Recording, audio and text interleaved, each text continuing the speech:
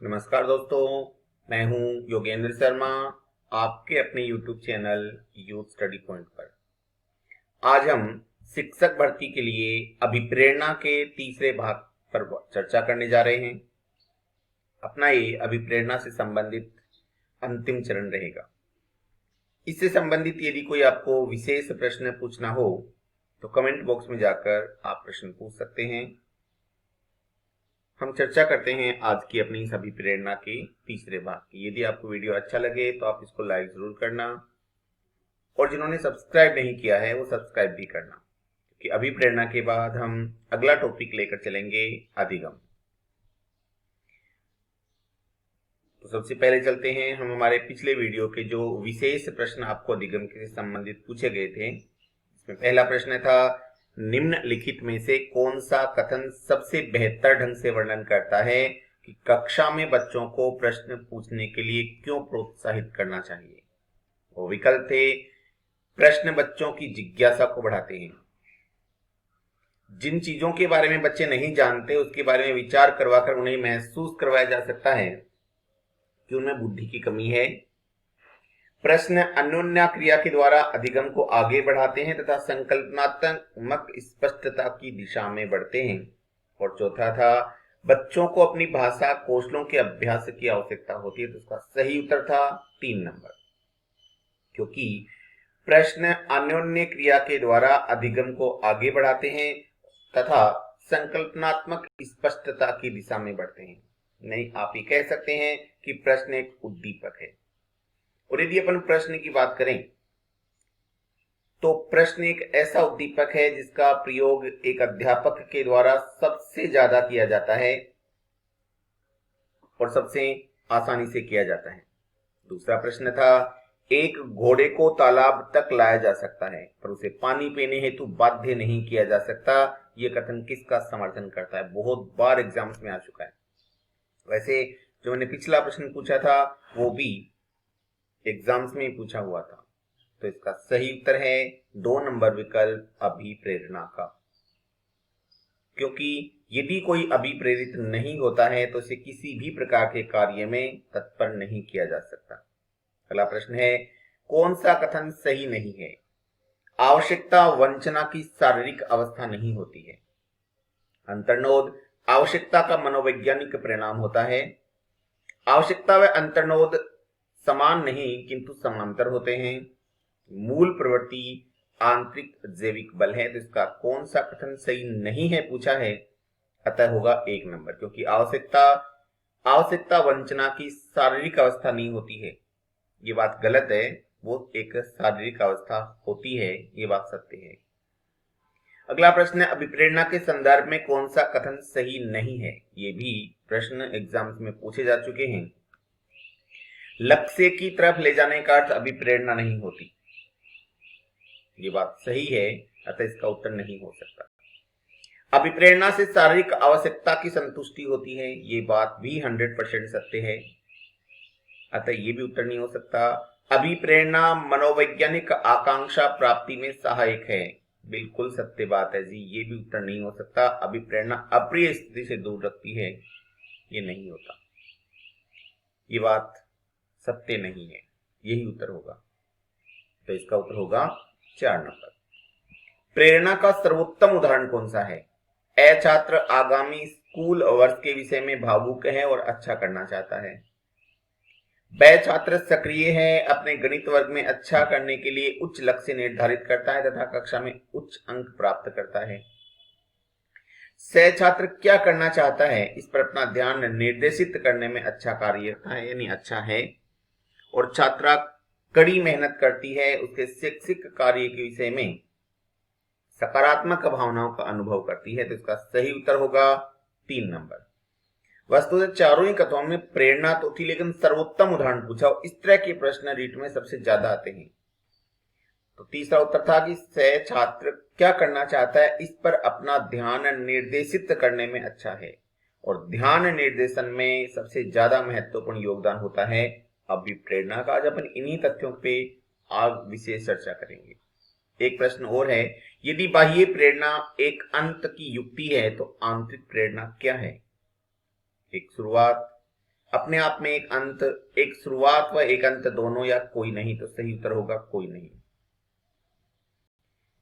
बाह्य प्रेरणा एक अंत की युक्ति है, तो आंतरिक प्रेरणा क्या है? तो बात एक ही है, चाहे आंतरिक हो चाहे बाह्य हो, समान कार्य करती है, तो इसका उत्तर होगा 4 नंबर। एक अभिप्रेरित छात्र की पहचान कब होती है? छात्र के विचारों को सुनकर, छात्र द्वारा व्यवहार में परिवर्तन को देखकर, छात्र की कार्यशैली को देखकर, या सभी? तो उत्तर होगा सभी, क्योंकि अभिप्रेरित छात्र विचार, उसके जो विचार होते हैं वो उत्कृष्ट श्रेणी के होंगे, व्यवहार में बहुत परिवर्तन आ चुका होगा और कार्यशैली में वो परिवर्तन कर चुका होगा। अब है अपना आज का टॉपिक। आज का अपना टॉपिक रहेगा अभिप्रेरणा की विधि और प्रविधि क्या क्या होती है। तो देखिए, विद्यार्थी की स्वयं की इच्छा अथवा आंतरिक इच्छा सबसे जटिल होती है। ये प्रश्न आ भी चुका है, पूछा भी जा सकता है कि सबसे जटिलता किसी विद्यार्थी के लिए किस बात की होती है? तो विद्यार्थी की स्वयं की इच्छा या आंतरिक इच्छा सबसे जटिल होती है। इसमें शिक्षक की भूमिका सबसे अहम होती है, क्योंकि शिक्षक के सहयोग से ही विद्यार्थी की आंतरिक इच्छा को प्रेरणा प्राप्त हो सकती है। क्योंकि कोई भी बालक हो, उसकी स्वयं की इच्छा या स्वयं का मन नहीं करेगा कि वो अधिगम करे। हाँ, यदि उसकी इच्छा हो तो वह स्वतः कर सकता है, लेकिन अधिकतर परिस्थितियों में वह उन कार्यों को ज्यादा करना चाहता है जिसमें उनकी रुचि होती है और उसे सकारात्मक परिणाम प्राप्त होते हैं। और आंतरिक इच्छा जिसको आप कह सकते हैं, यानी कि जिससे उसे और विशेष सीखना हो, उसके प्रति उसकी आंतरिक इच्छा बहुत कम रहती है। तो इसको यदि अपन आधार मानकर बात करें तो शिक्षक के 2 काम होते हैं। नंबर 1, विद्यार्थी को अभिप्रेरित कर जागरूक करना, और नंबर 2, उत्पन्न अभिप्रेरणा के आधार पर उसे कार्य करवाना। जब भी हम कक्षा में जाते हैं तो सबसे पहला काम हमारा होता है उन्हें अभिप्रेरित करना और जागरूक करना कुछ नया सीखने के लिए। और जब वो जागरूक हो जाएं तो उसी प्रेरणा के आधार पर उनसे हम आसानी से कार्य करवाएं। ये 2 बातें हमारे लिए सबसे इंपॉर्टेंट होती हैं। इसके लिए हम कुछ विधियां अपनाते हैं। अब कौन कौन सी विधियां हमें अपनानी चाहिए और किस ढंग से अपनानी चाहिए, इस पर हमारी चर्चा रहेगी। तो सबसे पहले बात करते हैं पुरस्कार व दंड का। सेवार्ड महोदय ने कहा था कि पुरस्कार व दंड दोनों का उद्देश्य एक ही होता है। इसके द्वारा ही छात्र के भावी व्यवहार पर प्रभाव पड़ता है। पुरस्कार व्यवहार पर अनुकूल प्रभाव डालने के लिए कार्य के साथ मधुर स्मृति को जोड़ता है, जबकि दंड जो है वो अवांछित कार्यों को रोकने हेतु अप्रिय स्मृति को जोड़ता है। यानी पुरस्कार व दंड दोनों प्रिय और अप्रिय स्मृति को जोड़ते हैं।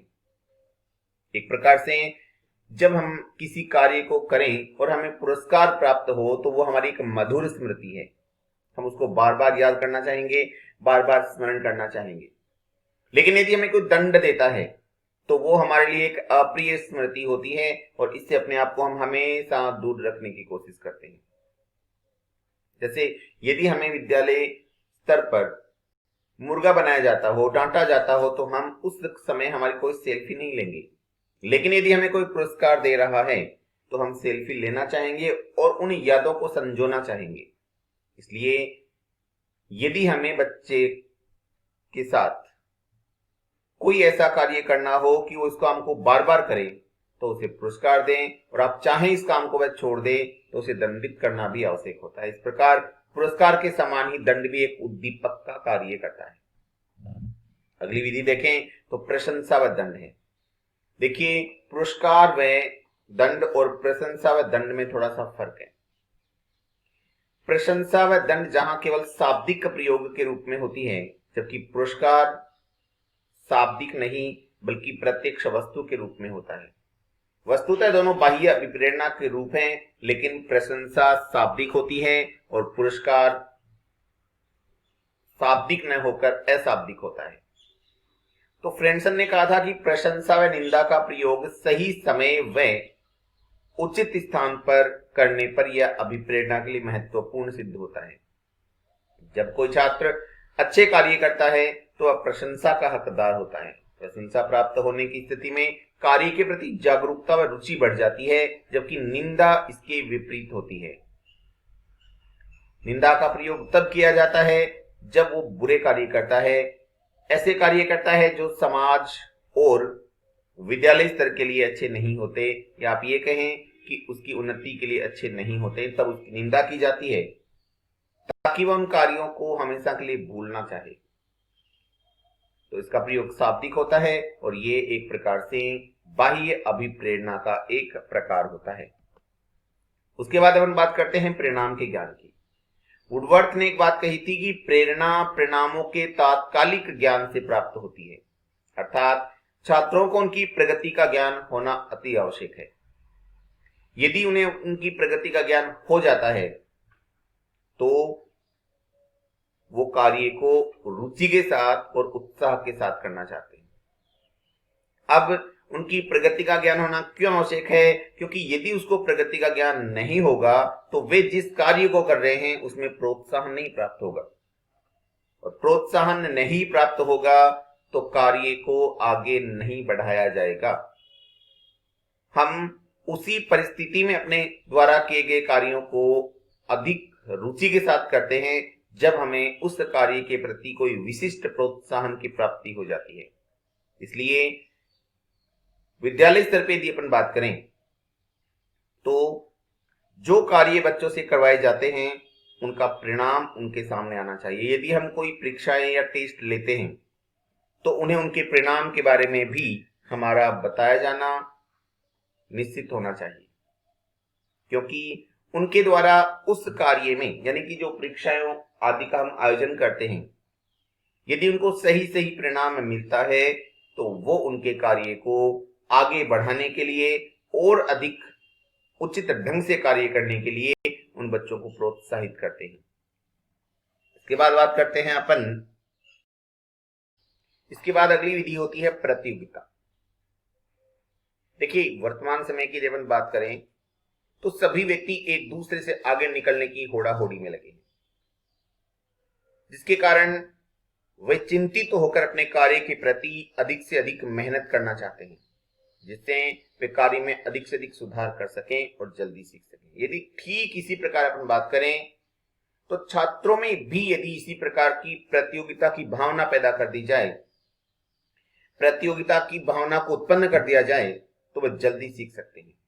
क्योंकि जितना ज्यादा दोनों में कंपटीशन होगा, जितना ज्यादा छात्रों में आपस में प्रतियोगिता की भावना होगी, उतना ज्यादा सीखने की कोशिश करेंगे। प्रतियोगिता की स्थिति में छात्र का प्रदर्शन उच्चतम स्तर पे होता है। यदि वो उस प्रतियोगिता में हिस्सा ले लेता है, वो अपने आप को उसका एक भाग मान लेता है, तो फिर उसके सीखने की गति बहुत तेज हो जाती है, उसका प्रदर्शन है वो उच्चतम स्तर पे हो जाता है, और इसमें एक प्रकार से प्रजातांत्रिक भावना का भी विकास होता है, क्योंकि कोई बाह्य बल उस पर कार्य नहीं करेगा, बल्कि वह अपनी जितनी क्षमता उसमें है, जितनी आंतरिक क्षमता उसमें है, उस संपूर्ण आंतरिक क्षमता का वह भरपूर उपयोग करने की कोशिश करता है। इसलिए अपन ये कह सकते हैं कि प्रतियोगिता छात्र के लिए एक बहुत अच्छे उद्दीपक का कार्य करती है। इसके बाद अपन बात करें अगले विधि की, तो उचित दृष्टिकोण का विकास। उचित दृष्टिकोण बालक को मानसिक रूप से तैयार करता है। यदि अच्छा दृष्टिकोण हो, उचित दृष्टिकोण हो, तो बालक मानसिक रूप से पूर्ण तैयार हो जाता है। किसी विशिष्ट स्थिति में किसी बालक की प्रतिक्रिया में ही उसका दृष्टिकोण निहित होता है। जब वह किसी विशिष्ट कार्य या उद्दीपक को देखता है तो वह उसके प्रति क्रिया करने के लिए बाध्य हो जाता है, और उस समय उसका दृष्टिकोण क्या है, उस कार्य के प्रति उसकी सोच क्या है, यह उसके द्वारा की गई प्रतिक्रिया में ही निहित होता है। रुचि व ध्यान के साथ दृष्टिकोण का गहरा संबंध है, क्योंकि उचित दृष्टिकोण है इसका मतलब रुचि अधिक है, और रुचि अधिक है तो कार्य प्रारंभ कर चुका है, और यदि ध्यान पूर्वक कार्य कर रहा है तो उसकी सोच उस कार्य के प्रति बहुत अच्छी है। जिस कार्य के प्रति छात्र में रुचि होती है उसे वह अधिक से अधिक करने का प्रयास करता है, और जिस कार्य के प्रति उसकी रुचि नहीं होती वह उससे अपना जी चुराने लगता है। इसी प्रकार से कक्षा कक्ष में भी होता है। जिन विषयों में छात्र की रुचि होती है उनको वह अच्छे से पढ़ता है, लेकिन जिन विषयों में उसकी रुचि नहीं होती वह उनसे जी चुराने लगता है। तो एक अध्यापक होने के नाते हमें ये सोचना है कि हमारा पहला उद्देश्य होना चाहिए उस विषय में रुचि पैदा करके उसमें एक दृष्टिकोण पैदा करना, एक नई सोच, एक नई कल्पना को उस विषय में पैदा करना। क्योंकि जब नई सोच और नई कल्पना किसी विषय में पैदा होती है, एक उचित दृष्टिकोण उसके संदर्भ में पैदा होता है, तो रुचियां बढ़ जाती हैं और ध्यान भी बढ़ जाता है। इसके बाद है अगली विधि कि आकांक्षा का स्तर। कुर्तलेवी ने एक बात कही थी कि आकांक्षा स्तर किसी जाने पहचाने कार्य के संदर्भ में वो व्यक्ति की आगामी उपलब्धि स्तर है। मैं बोल रहा हूं, कुर्तलेवी ने कहा था कि आकांक्षा स्तर किसी जाने पहचाने कार्य के संदर्भ में व्यक्ति की आगामी उपलब्धि स्तर है जिसे वह प्राप्त करने का प्रयास करता है। यानी कि यदि अपन बात करें तो आकांक्षा स्तर का मतलब है कि जो वह कार्य कर रहा है उस कार्य में उसे कुल कितना फायदा हो सकता है, कितना लाभ प्राप्त वह अपने द्वारा किए गए कार्य से कर सकता है। छात्रों को कार्य के बारे में बार बार सफलता मिलने पर उनका आकांक्षा स्तर बढ़ जाता है। यानी एक विशेष कार्य को यदि वह एक विशेष परिस्थिति में करता है, उसे लाभ की प्राप्ति होती है, परिणाम मिल जाता है, सफलता मिल जाती है, तो उसका आकांक्षा का स्तर और बढ़ जाता है कि मैं और अच्छा कर सकता हूं, जिससे कार्य की क्षमता बढ़ जाती है। अतः छात्रों में सफलता का अवबोध कराकर उनमें आकांक्षा स्तर को बढ़ाना अति आवश्यक होता है। हम अध्यापकों का भी ये दायित्व है कि उनमें किसी भी कार्य को उस ढंग से करवाएं कि उसमें उसे सफलता प्राप्त हो, और जब सामान्य रूप से उसे सफलता प्राप्त होने लग जाती है, एक बार उसे लगने लग जाता है कि वह उस कार्य को अच्छे से कर सकता है, वह इसमें सफल हो सकता है, तो उसे बार बार दोहराने की कोशिश करेगा और 100% वह उसमें सफल होगा। अगली बात करें नवीनता की। छात्रों को अपने वातावरण के साथ समायोजन की आवश्यकता होती है। हर कोई अपने आप का एडजस्टमेंट करना चाहता है। जिस वातावरण में वह रह रहा है उसमें एडजस्टमेंट करना अति आवश्यक होता है, और यह समायोजन तभी संभव है जब हम नूतनता का अनुभव करेंगे, नवीनता का अनुभव करेंगे। छात्र एक प्रकार के कार्य से ऊब जाते हैं, एक प्रकार के कार्य एक प्रकार की गति से करते हैं, तो उनमें उस कार्य के प्रति निराशा पैदा हो जाती है, क्योंकि उसमें ऊब जाते हैं, जिससे उनका ध्यान भंग हो जाता है, और जिस ध्यान की आवश्यकता अधिगम में पड़ती है उतना नहीं लगा पाते। अतः अध्यापक द्वारा शिक्षण के समय अनेक प्रकार की शिक्षण विधियों, उपविधियों का यदि प्रयोग किया जाता है तो कक्ष में छात्र नवीनता का अनुभव करेंगे, और जितना ज्यादा नवीनता का अनुभव करेंगे उतने ज्यादा वे समायोजनशील होंगे, और जितने ज्यादा समायोजनशील होंगे उतनी ज्यादा सीखने की प्रवृत्ति बढ़ेगी। तो अभिप्रेरणा के लिए नवीनता भी एक प्रकार से एक उद्दीपक का कार्य करती है। जब कभी हम कक्षा में जाएं तो एक नवीन ऊर्जा, नवीन उत्साह के साथ जाएं। हमारी जो विधियां हैं, हमारे पढ़ाने के जो तरीके हैं, उनमें हर दिन बदलाव होना आवश्यक होता है, और जितनी अच्छी विधियों का और जितने अधिक बदलावों का हम हमारे स्वभाव के साथ प्रयोग करते हैं, छात्रों में सीखने की गति उतनी ही अच्छी होती है। यदि एक ही प्रकार की उबाऊ शिक्षण विधि का अपन प्रयोग करते हैं तो छात्रों में रुचि पैदा नहीं होती, रुचि पैदा नहीं होती तो फिर ध्यान नहीं होता, और ध्यान नहीं होता तो सीखने के प्रति उनकी जिज्ञासा समाप्त हो जाती है, क्योंकि नवीनता उनमें नहीं रहती। इसके बाद हम बात करते हैं रुचि की। रुचि अधिगम के क्षेत्र में एक श्रेष्ठ उद्दीपक का कार्य करती है, क्योंकि रुचि से बड़ा उद्दीपक अधिगम के क्षेत्र में कोई दूसरा नहीं है। जिस कार्य के प्रति रुचि अधिक होती है अपेक्षाकृत बच्चा जल्दी सीखता है, और जिस कार्य के प्रति उसकी रुचि नहीं होती उस कार्य को वो करता तो है लेकिन दबाव का अनुभव करके करता है, और यदि दबाव का अनुभव करके वह कार्य को करता है तो सीखने के बाद भी वह उसे उत्कृष्ट रूप में नहीं लेके जाएगा, यानी एक उन्नति उस कार्य में वह नहीं कर पाएगा, क्योंकि रुचि थी नहीं।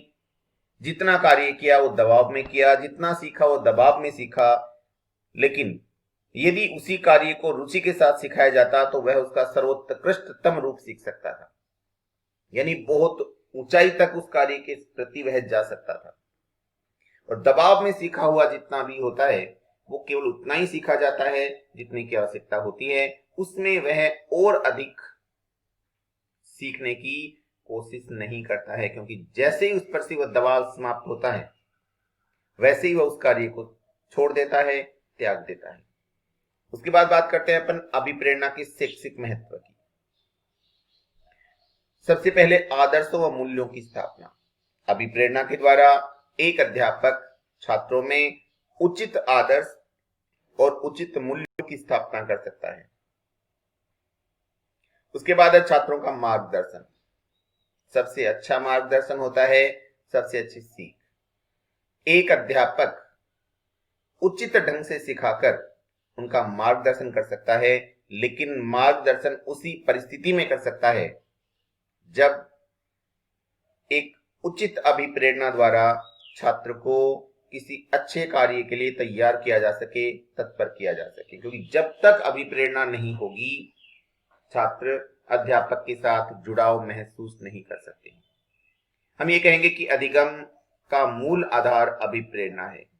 अभिप्रेरणा अधिगम का एक राष्ट्रीय राजमार्ग कह सकते हैं, श्रेष्ठ राजमार्ग कह सकते हैं, क्योंकि अधिगम के लिए अभिप्रेरणा अति आवश्यक है। जितनी अधिक अच्छी अभिप्रेरणा होगी अधिगम की गति उतनी ही अच्छी होगी। स्वस्थ आकांक्षाओं का विकास। अभिप्रेरणा के द्वारा एक छात्र में उच्च आकांक्षाएं, स्वस्थ आकांक्षाओं का विकास कर सकते हैं, क्योंकि यदि उन्हें पुनः पुनः अपने परिणामों का ज्ञान प्राप्त होगा, यदि उसे अपने कार्य के प्रति जिम्मेदारी का अनुभव होगा, तो वह अपने में उच्च आकांक्षाएं रखेगा, अच्छी आकांक्षाएं रखेगा और सीखने की गति को बढ़ाएगा। उसके बाद है अनुशासन का विकास। यदि अपन बात करें रुचि की, तो जिन कार्यों में बच्चे की रुचि ज्यादा होती है उनको ज्यादा करना चाहेंगे, और इस परिस्थिति में बहुत बार ऐसा होता है कि छात्र अनुशासन को तोड़ देते हैं, अनुशासन को भंग कर देते हैं। लेकिन यदि उचित अभिप्रेरणा हो तो खुशी वाले माहौल में भी, रुचि के उच्चतम स्तर पर भी छात्र अपने अनुशासन का परित्याग नहीं करते हैं। इसके लिए अभिप्रेरणा बहुत बड़े उद्दीपक का कार्य करती है। उसके बाद आवश्यकताओं की संतुष्टि। हर समय बच्चे में कोई ना कोई विशिष्ट आवश्यकता उत्पन्न होती है। यदि हम उसे पूर्ण रूपेण मोटिवेट कर दें विशिष्ट एक विशेष कार्य के प्रति, तो वो आवश्यकताएं उसके लिए तुच्छ बन जाएंगी, छोटी हो जाती हैं, और एक सामान्य स्तर पे वह उनकी संतुष्टि कर लेता है। इसलिए आवश्यकताओं की संतुष्टि में भी अभिप्रेरणा बहुत बड़ा सहयोग करती है। सीखने की इच्छाओं का विकास। अभिप्रेरणा के माध्यम से छात्रों में सीखने की इच्छाओं का एक अच्छा विकास किया जा सकता है, और अपन कहें तो व्यवहार में भी वांछित परिवर्तन अभिप्रेरणा के द्वारा ही संभव है। अब अपन बात करेंगे कुछ विशेष प्रश्नोत्तरी की। पहला प्रश्न है, अभिप्रेरणा का अर्थ क्या होता है? व्यवहार को शक्ति देना, ऊर्जा उत्पन्न करना, व्यवहार का संचालन करना, या सभी? तो इसका सही उत्तर है उपर्युक्त सभी, क्योंकि अभिप्रेरणा का अर्थ व्यवहार को शक्ति देना भी है, कार्य में ऊर्जा उत्पन्न करना भी है, और हमारे व्यवहार का उचित संचालन करना भी होता है। तो इसका उत्तर होगा 4 नंबर विकल्प उपर्युक्त सभी। दूसरा प्रश्न है आज का, दूसरा है, एक अभिप्रेरित छात्र की पहचान कब होती है? छात्र के विचारों को सुनकर, छात्र द्वारा व्यवहार में परिवर्तन को देखकर, छात्र की कार्यशैली को देखकर, या उपर्युक्त सभी? तो इसका सही उत्तर है उपर्युक्त सभी, क्योंकि एक अभिप्रेरित छात्र वैचारिक तौर पर उत्कृष्टतम रूप प्राप्त कर लेता है। उसके विचारों में आमूल चूक परिवर्तन हो चुका होता है। विचारों के साथ साथ व्यवहार में भी परिवर्तन देखने को मिलता है, और उसका व्यवहार भी उत्कृष्ट रूप का हो जाता है। और जब व्यवहार परिवर्तित है, विचार परिवर्तित है, तो कार्यशैली, कार्य करने का ढंग भी बदल जाता है। यानी एक अभिप्रेरित छात्र विचारों के आधार पर, व्यवहार के आधार पर, कार्यशैली, तीनों के आधार पर परिवर्तित हो जाता है। उसमें उद्दीपक पैदा हो जाते हैं। तीसरा प्रश्न, एक बालक कक्षा में अधिक अंक लाना चाहता है ताकि सभी छात्र उससे मित्रता करना चाहें, ये कथन है। आंतरिक अभिप्रेरणा का, बाह्य अभिप्रेरणा का, अधिगमित स्थिति का या समायोजन अनुकूलन का? तो इसका सही उत्तर है 2 नंबर विकल्प, बाह्य अभिप्रेरणा का। क्योंकि सिर्फ आपको दिमाग में एक ही बात याद रखनी है, जिस अभिप्रेरणा से हमारे शरीर में संतुलन पैदा होता है आंतरिक अभिप्रेरणा कहलाती है, और जिस अभिप्रेरणा से हमारे मन और मस्तिष्क में संतुलन पैदा होता है बाह्य अभिप्रेरणा कहलाती है। शरीर जिससे संतुष्ट हो जाए, यानी शरीर की जो हम ये कहें कि अपशिष्टता को दूर करें, वो आंतरिक अभिप्रेरणा का कारण हो सकता है, और मानसिक तौर पर जिससे हमें संतुष्टता मिलती है वो बाह्य अभिप्रेरणा होती है। तो इसका सही उत्तर होगा बाह्य अभिप्रेरणा, क्योंकि बच्चा कक्षा में अधिक अंक लाना चाहता है, उसे उसके शरीर पर प्रभाव नहीं पड़ेगा, वो पतला और मोटा नहीं होगा, बल्कि प्रभाव पड़ेगा कि छात्र है वो मानसिक तौर पर अपने आप को समृद्ध कर लेगा। अगला प्रश्न है, एक अभिप्रेरित छात्र क्या नहीं करता? सहयोग की भावना नहीं रखता, कार्य में रुचि दिखाता है, समस्थिति में रहता है या समायोजित होने का प्रयास करता है। तो एक अभिप्रेरित छात्र क्या नहीं करता? इसका सही उत्तर है सम स्थिति में रहता है, सहयोग की भावना नहीं रखता। देखिए, हम सकारात्मक और नकारात्मक दोनों पॉइंटों पे एक साथ विचार करेंगे। सहयोग की भावना रखता है तो भी अभिप्रेरित है, नहीं रखता है तो भी अभिप्रेरित है। जब वह सहयोग की भावना रखता है तो सकारात्मक रूप से अभिप्रेरित है, और सहयोग की भावना नहीं रखना चाहता है तो नकारात्मक रूप से अभिप्रेरित है। कार्य में रुचि दिखाता है तो वह अभिप्रेरित है, और यदि वह समायोजित होने का प्रयास करता है तो आप 100% मान के चलिए समायोजन की स्थिति को बच्चा एक ही समय प्राप्त करने की कोशिश करेगा जब वह दबाव में होगा। उसके बाद अपन बात करेंगे 3 नंबर, सम स्थिति में रहता, मतलब यदि वह अभिप्रेरित नहीं है तो न वह नकारात्मक रूप से विचारित है और न सकारात्मक रूप से कार्य कर रहा है, बल्कि वह दोनों की बीच की स्थिति में है, यानी वह अभिप्रेरित नहीं है। रीट में ये प्रश्न आ चुका है। तो इस प्रकार के और यदि आपके पास प्रश्न हो तो आप उनको जरूर हल करके देखेंगे। एक और प्रश्न की बात करते हैं अपन, सकारात्मक दंड का उदाहरण क्या है? मित्रों द्वारा उपहास उड़ाना, मित्रों के साथ समय बर्बाद करना, मीन मेक निकालना बंद करना या सभी? तो इसका सही उत्तर है 1 नंबर विकल्प, मित्रों द्वारा उपहास उड़ाना। इसी के साथ अपनी वार्ता समाप्त होती है। धन्यवाद। अगला टॉपिक हम अधिगम का रखेंगे।